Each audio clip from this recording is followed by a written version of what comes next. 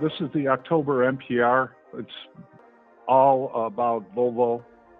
We have some Inframe kits for the D13, typical Inframe kit. We have one-piece forged steel piston.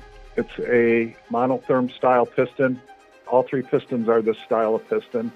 The later Volvo engines use it's not a friction welded piston. I believe it's cast iron, but it's covered by a number of patents.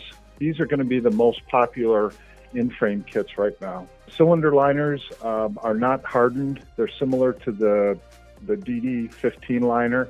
You'll hear the term decarbonizing once in a while.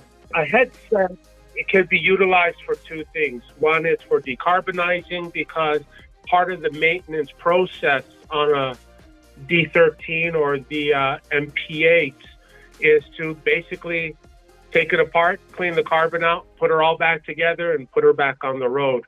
So your customers might ask for a decarbonizing or a headset, but there are two distinct reasons why. The maintenance process requires that we do decarbonization on these engines. We're putting both gaskets in our kit. That reduces the variable of, is it this serial number? Does it have the composite pan, or is it this serial number with the steel pan? So this kit is more universal because we do put both pan gaskets in the kit. And here's different gasket sets for this application. The head gasket is unique in that it's a single layer steel, stainless steel actually. When you see a steel gasket nowadays, especially on DD15, it's multiple layers, but this one is unique in its single layered gasket. So you can see the different components of these headsets.